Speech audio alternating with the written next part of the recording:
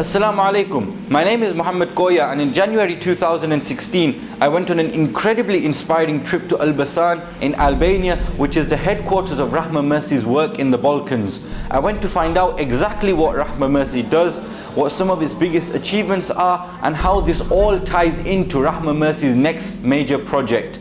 Rahma Mercy currently runs a number of different projects, but can largely be broken down into three main areas. Number one, reviving Islam. Number two, combating poverty. And number three, providing high quality secular education. In Albania, Rahma Mercy works primarily in a city called Elbasan, which is amongst the largest cities in the country. Before the cruel communist rule, this city was often referred to locally as Medina Thania, or the second Medina, due to its incredible level of Islamic influence in the country. Today, this identity has been lost, and therefore Rahma Mercy has made it its mission to revive Islam. We do this in two main ways. Number one, building masajid, and number two, establishing madrasas. As of May 2016, Rahma Mercy has built from scratch 24 masajid.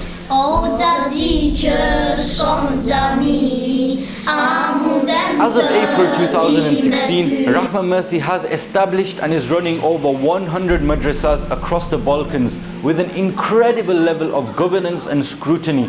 Maulana Imran Afzal migrated to Albania from the UK in 2013 to look after all 66 of Rahma Mercy's madrasas in Albania alone. Albania, we have 66 madrasas. All in all, we have 105 madrasas, one in Serbia and 66 in Albania, the rest in Kosovo. So I myself, I'm in charge in Albania over 66 madrasas. From the 66, two are Hifz classes. We have one boys Hifz class, one girls Hifz class, and we also have one separate class for elder boys where they have a more intense course where they study Arabic, English, intense fiqh and other subjects.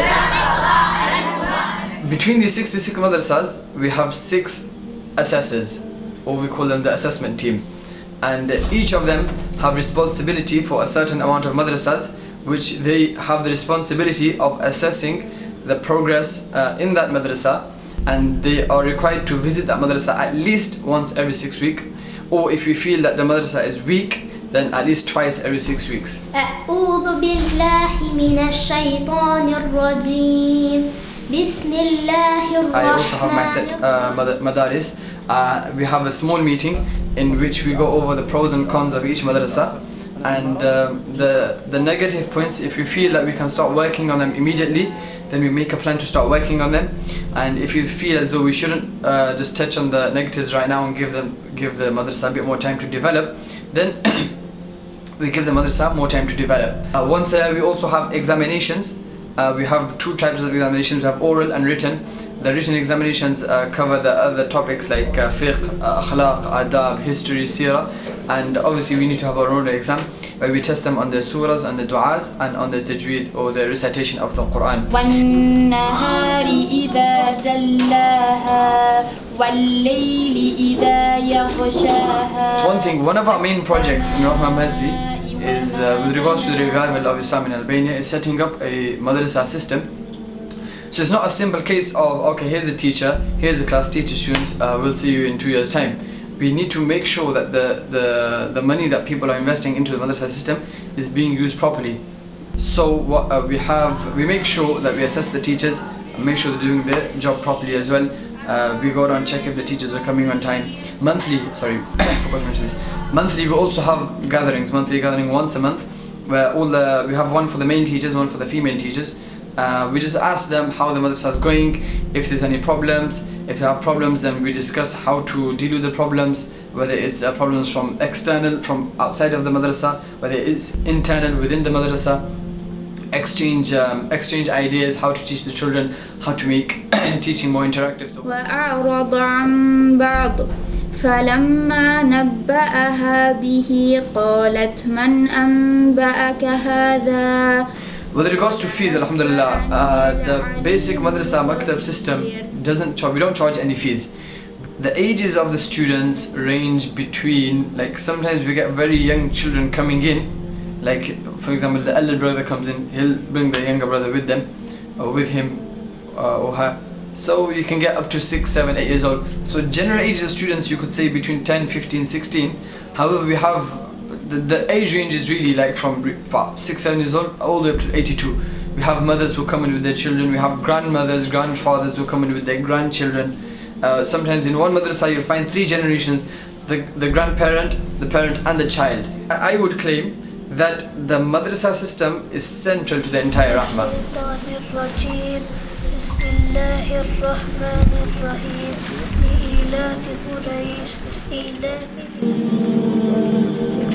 Albania is one of the poorest countries in Europe with some of the lowest GDP per capita. It is not yet part of the European Union, and when traveling in Albania, the extreme poverty that many live with becomes very apparent. In order to provide some support, Rahma Mercy has a number of projects, including orphan sponsorship, housing projects, building water wells, and distribution of food packs to the poor and needy. My dad passed away 4 years ago. I live with my mom. I'm an only child, and we had some economic problems. I went to madrasa and started to read some stories about the Prophet, about the Muslims.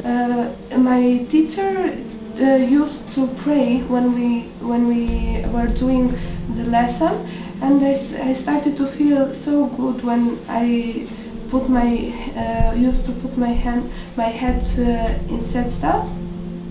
So I started to pray at home, just one time at the day or just 2 times, I don't know. Some days I didn't, but slowly I started to pray 5 times. Now I pray 5 times, I read Quran, and I believe in God. The Baqiri family, they used to stay in this house. It's a dilapidated house. There's literally no facilities inside, freezing cold, the roof has holes in it, there's no protection from the elements, and as you can see around me, it's ice and snow. So when it is in the winter, it gets really cold really quickly. So this is the conditions that they used to live in. Then if you follow me around here, you can see behind me a beautiful house that has been built by Rahma Mercy for the Baqiri family. So Rahma Mercy actually built this house for the family. Floor there, you can see some food parcels we have left for the family. So although they've got a house, they still need that support and sustenance that's necessary to live. Water well, which costs £1,500 approximately. It comprises of basically the water, the source of the water here. So the machinery will come and dig down 10, 15, 20, 30 meters until we hit the water, the actual water. And normally before 30 meters, we manage to hit the water there. And once we get the fresh water coming out, we put a pump, electric pump inside here with a pipe. That pump will pump the water into the school. Provision of public education is not brilliant in Albania, with the average public school being extremely run down and in poor condition. Often there is no running water, or the state of the building is hazardous and dangerous, yet they make do the best they can. And you can see the facilities here, and from speaking to the locals, it's actually one of the more well-developed schools in the area. So this is kind of a good school. However, there's other schools in the area which are a lot worse than this. The facilities are a lot worse. And it goes to show, number one, how much Rahma has achieved when it comes to the Rama Academy and the Rahma school, but also how much more work is required in the area of Albania. In 2013, Rahma Mercy completed its flagship project, the Rama Academy, which is a state-of-the-art building housing a full school ranging from kindergarten all the way to upper high school, which we would know as college. The building also has accommodation for guests, extra learning classes for adults, a hall for gatherings and jalsas, a canteen, a sports hall, a recreation center, an IT lab, and a chemistry lab. So this room is literally full of small child-sized beds, and the purpose of this room is just to ensure that all the children that come to the kindergarten can get a nice nap in the afternoon if and when needed. The classroom is the second class, so kind of like year 2 in primary school, and probably children are about 6, 7, maybe 8 years old.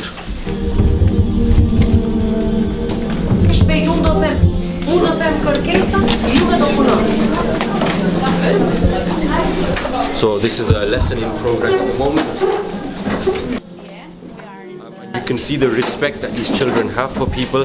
When guests walk in, they stand up. So mashallah, it's very beautiful to see. Based on this snapshot of Rahma Mercy's work, it is clear that there is some absolutely amazing work going on right now in Albania. With an extremely dedicated team, Rahma Mercy has some phenomenal achievements under its belt.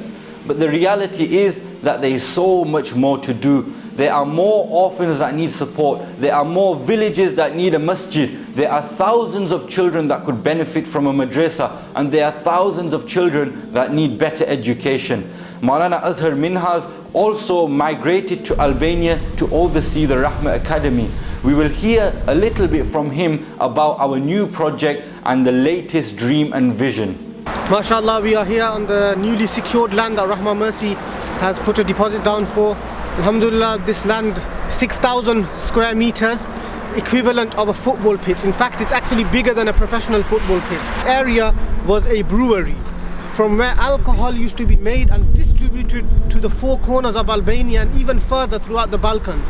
We have many projects and many visions for this land. Our vision is on this land to inshallah build our Rahma school and the Rama Academy in 2 years. Subhanallah, 2 years is now full. A 9-story building has become full in 2 years. In addition to this, we are hoping to build a clinic, a health clinic in which there will be an opticians, a doctor's surgery, a dentist clinic, and similarly we have an ambition to build a halal supermarket and halal restaurant. I will be catering for them on all needs, educational needs, spiritual needs, health needs, a madrasa, a boarding madrasa where children will study Islam, a masjid where people will pray.